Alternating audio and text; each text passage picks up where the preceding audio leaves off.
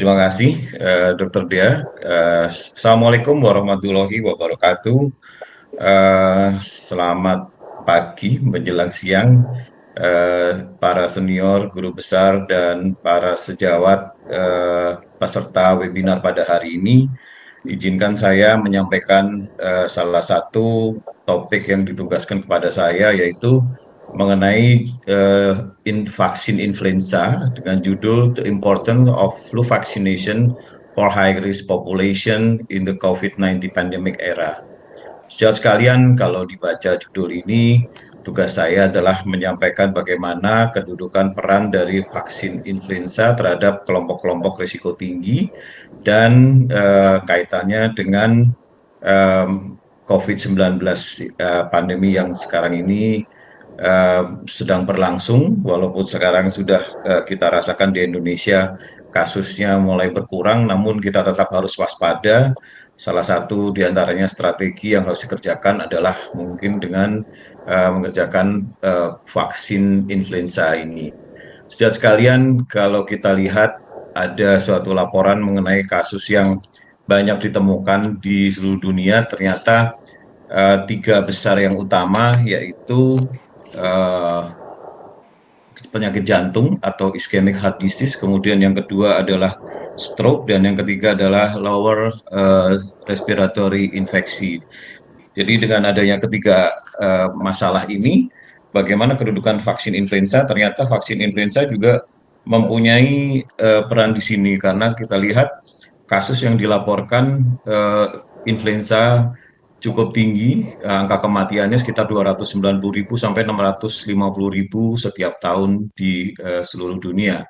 Kemudian penyakit influenza ini dikatakan berhubungan dengan infeksi saluran pernapasan bagian bawah. Sebetulnya yang sangat berhubungan adalah infeksi sekunder atau adanya infeksi ikutan dari infeksi bakterial atau pneumonia yang pintu masuknya adalah melalui infeksi virus influenza. Dan penyakit influenza ini juga mempunyai peran terhadap terjadinya eksaserbasi beberapa penyakit, seperti yang terjadi adanya ischemic heart disease yang menjadi nomor satu penyebab kematian, penyakit-penyakit saluran napas pada COPD ya atau PPOK, dan penyakit kronik diabetes mellitus. Dan sampai saat ini menurut analisis beberapa ahli dikatakan peranan dari influenza kadang-kadang masih belum mendapat perhatian yang optimal, sehingga pencegahannya mungkin belum dirasakan cukup.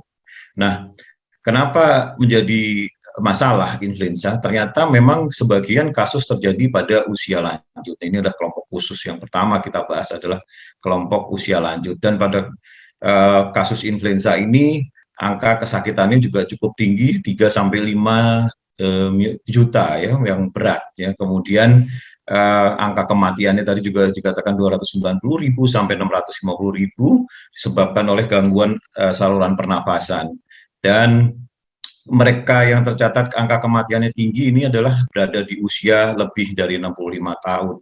Dan usia 65 tahun ini dikatakan memberikan harapan bertambah panjang kehidupan di masa yang akan datang, dengan kenaikan hampir 2 kali lipatnya pada tahun 2050 kelompok-kelompok usia lanjut. Nah, untuk itu kelompok usia lanjut ini adalah mereka yang harus mendapatkan perhatian. WHO sendiri memberikan rekomendasi vaksin influenza diberikan pada mereka-mereka yang mempunyai risiko, antara lain usia lanjut 65 tahun, mereka yang mempunyai penyakit komorbid atau penyakit dasar, ya beberapa di antara tadi diabetes, asma, COPD, dan lain sebagainya. Kemudian tidak kalah pentingnya adalah di masa-masa normal atau nanti new normal yang akan datang, diperkirakan mobilisasi penduduk di dunia akan semakin tinggi, yaitu banyaknya mereka-mereka yang melakukan perjalanan atau para pelancong atau para travelers ini.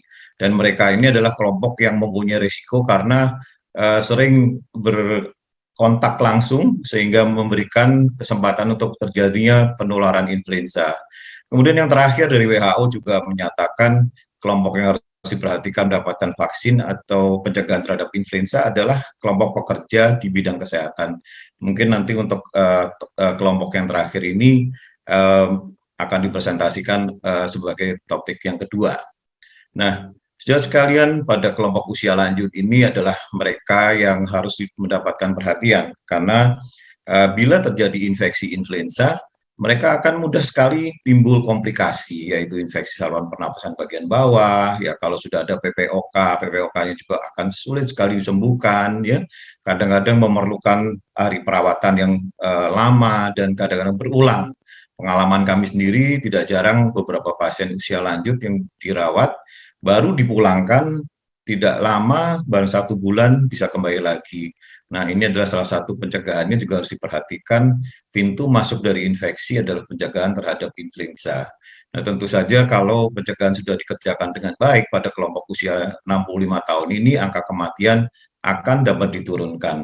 Dan pada mereka-mereka yang usia lanjut ini biasanya juga terdapat lebih 1, 2 atau lebih mereka mempunyai penyakit-penyakit lain, ya, misalnya penyakit jantung, paru-paru, ya, penyakit-penyakit metabolik. Dan usia-usia ini mereka sangat rentan sekali terhadap infeksi, respon terhadap vaksinasi sendiri juga kadang-kadang tidak optimal, tidak seperti pada usia yang lebih muda. Nah, ini adalah suatu pengamatan yang dilaporkan pada kasus-kasus yang didapat kelompok usia 65 sampai usia 85, ternyata dengan bertambahnya usia angka kematiannya juga akan menjadi lebih tinggi. Ya, ini akan menjadikan lebih mudah terkena penyakit-penyakit saluran napas atau infeksi. Demikian juga mereka-mereka yang usia lanjut ini dengan berbagai kondisi, ya, berhubungan dengan terjadinya awal dari kasus adalah infeksi terhadap influenza. Dan influenza ini adalah salah satu penyakit yang dapat dicegah angka kesakitannya, tidak hanya terhadap pneumonia, tetapi beberapa penyakit kronik dan penyakit-penyakit yang berhubungan dengan metabolik yang dicegah kekambuhannya. Nah, sedikit kita mengulang, mereview mengenai hubungan antara diabetes dengan infeksi virus. Kalau kita lihat di dalam gambar skematik ini, terlihat bagaimana infeksi virus ini akan mengaktifasi beberapa interleukin. Antara lain dikatakan yang agak lebih dominan adalah TNF-alpha, interferon, dan interleukin 6, di mana keluarnya beberapa sitokain ini akan menyebabkan terjadinya insulin resisten pada otot dan liver. Dan insulin resisten ini tentu saja akan menyebabkan gangguan pada pankreas. Ya. Pankreas akan berusaha memenuhi kebutuhan dari insulin, mereka akan terus memproduksi yang lama-kelamaan tentu saja hal ini akan menyebabkan terjadinya diabetes yang berkepanjangan. Hal lain yang bisa timbul adalah adanya peradangan langsung oleh virus-virus lain, yaitu menyebabkan terjadinya pankreatitis dan ujung-ujungnya adalah kemampuan dari sel beta pankreas akan menurun, dan ini juga pada orang dengan berbagai resiko, misalnya ada obesitas, kurangnya pola hidup yang baik, ya ini akan merangsang terjadinya diabetes mellitus. Nah, inilah kita lihat awal mulanya bagaimana infeksi virus termasuk dalamnya adalah influenza yang berhubungan dengan terjadinya diabetes mellitus, intinya melalui insulin resisten.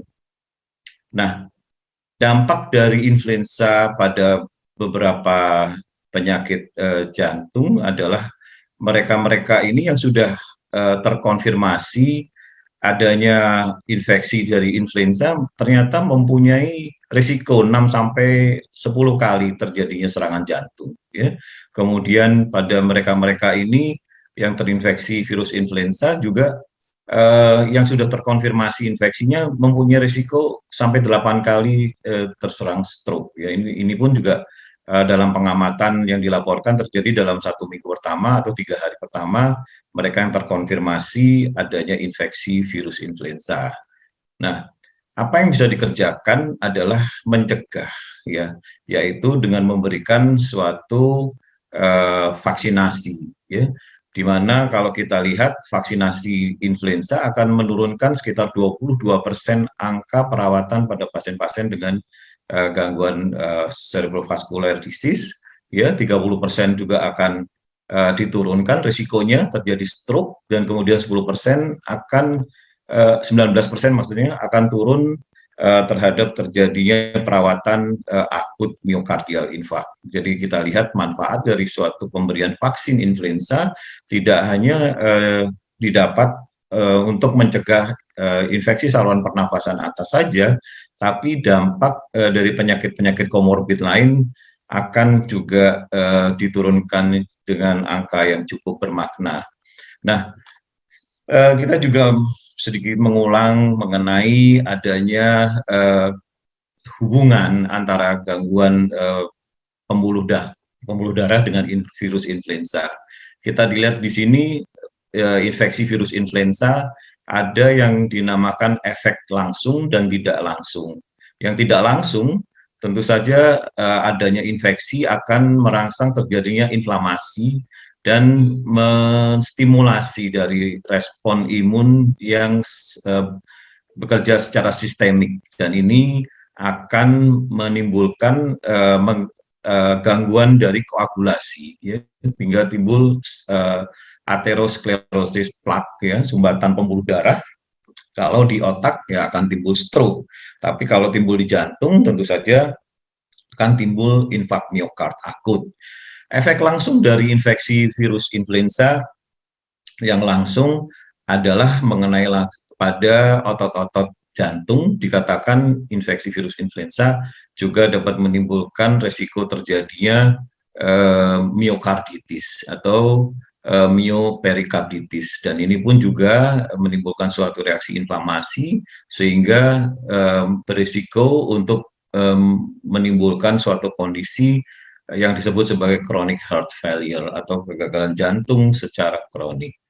Nah, ini menggambarkan saja bagaimana infeksi saluran pernapasan karena virus influenza, kita lihat di sebelah kiri atas, akan menimbulkan pelepasan berbagai macam sitokain, dan sitokain yang dilepaskan ini akan mengganggu dari sistem endotel dari pembuluh darah. Ya, lesi ini akan mengganggu sistem koagulasi, ya, plasminogen menjadi plasmin terganggu, kemudian bukan tidak mungkin juga suatu reaksi yang berkepanjangan atau yang hebat karena mungkin daya tahan tubuh yang turun, akan timbul yang kita kenal sebagai cytokine storm. Jadi cytokine storm sebenarnya bukan hanya pada COVID saja, tapi virus-virus lain juga mempunyai resiko untuk terjadi hal yang sama, dan ini yang menimbulkan suatu gangguan atau timbulnya aterosklerosis atau lepasan dari plak yang menyumbat aliran pembuluh darah pada target-target organ yang ada.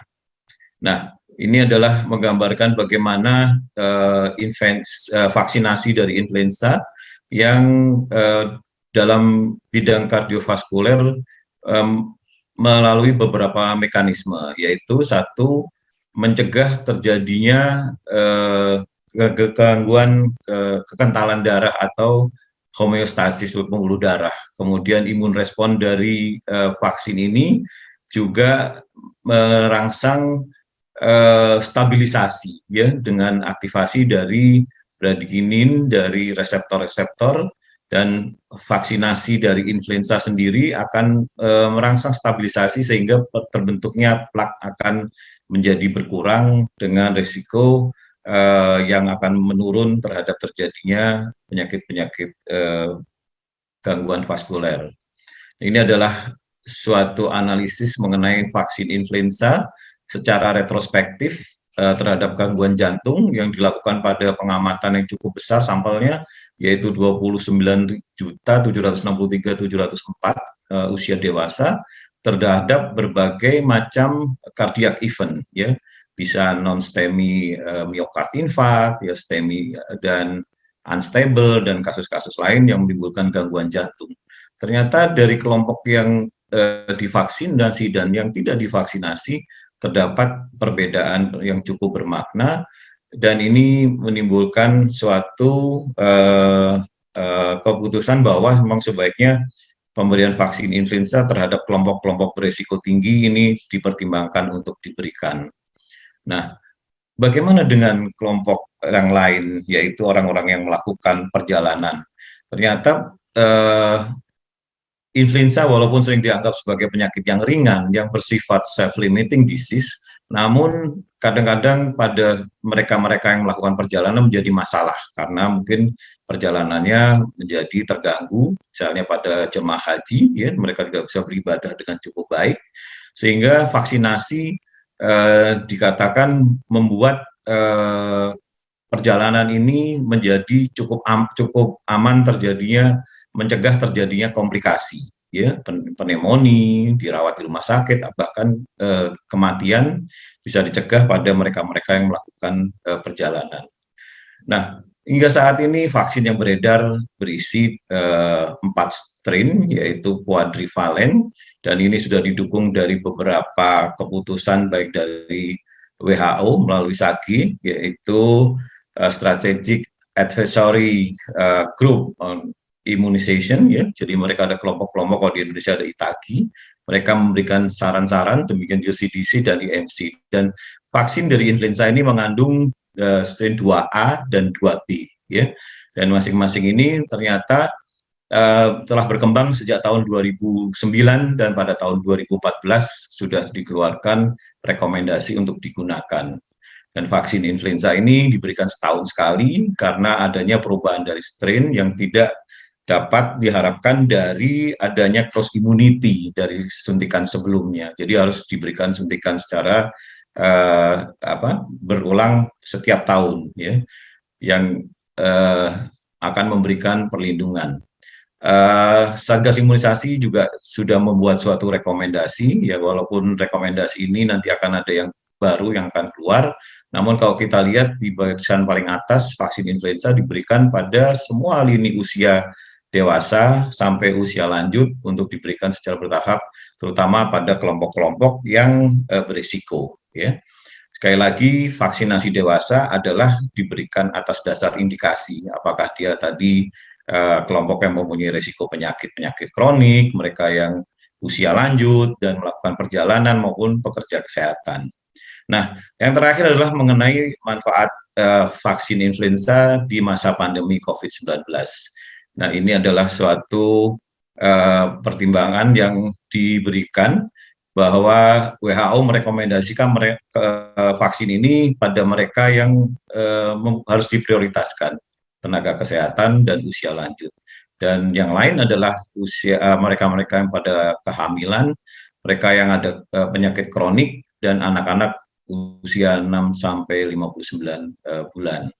Dan WHO juga mengatakan pemberian vaksin ini adalah berdasarkan karena risiko untuk terjadinya kontak dengan virus SARS-CoV-2 yang bisa menimbulkan infeksi, di mana pencegahan salah satunya diberikan dengan vaksinasi influenza dan dapat menurunkan penggunaan atau beban dari sarana-sarana kesehatan, baik obat-obatan maupun lainnya, sehingga pemberian vaksinasi influenza ini dipertimbangkan untuk diberikan. Dan yang terakhir, untuk pekerja kesehatan sendiri akan mengurangi angka kesakitan sehingga angka absensinya juga akan berkurang. Bagaimana kedudukannya dengan pemberian vaksin COVID? Nah, ini ternyata PABDI juga sudah merekomendasikan diperbolehkan dengan vaksin COVID, disarankan untuk beda waktu selama kurang lebih 1 bulan. Hal ini disebabkan karena vaksin COVID adalah relatif baru yang harus diobservasi bagaimana efeknya. Dan ini adalah suatu saran dari di Amerika yang dikeluarkan oleh CDC, misalnya ini vaksin dengan vaksin lain sebetulnya di sana boleh diberikan secara bersamaan. Jadi vaksin COVID dengan vaksin influenza dapat diberikan secara bersamaan. Sebagai kesimpulan pada presentasi ini, vaksinasi influenza yang diberikan secara rutin pada kelompok-kelompok yang berisiko sangat dianjurkan dan diperhatikan mereka-mereka adalah yang tidak mempunyai kontraindikasi mutlak. Vaksin influenza pada usia lanjut, penderita diabetes, penyakit-penyakit cerebrovaskuler, dihubungkan dengan penurunan dari angka perawatan, kemudian penurunan angka kematian yang merupakan kelanjutan mungkin dari sebab komplikasi infeksi influenza. Resiko terhadap influenza selama perjalanan adalah bisa dikurangi dengan memberikan vaksin influenza untuk mengurangi resiko ya pada mereka-mereka melakukan perjalanan sehingga mereka dapat menyelesaikan perjalanan dengan baik, tidak mendapatkan angka kesakitan atau kematian dalam perjalanan tersebut. WHO juga memberikan rekomendasi vaksin influenza pada mereka yang termasuk dalam risiko tinggi di masa pandemi COVID-19 ini. Saya kira itu yang bisa saya sampaikan. Terima kasih atas perhatiannya. Wassalamualaikum warahmatullahi wabarakatuh. Saya kembalikan kepada moderator. Silakan, Dokter Tia.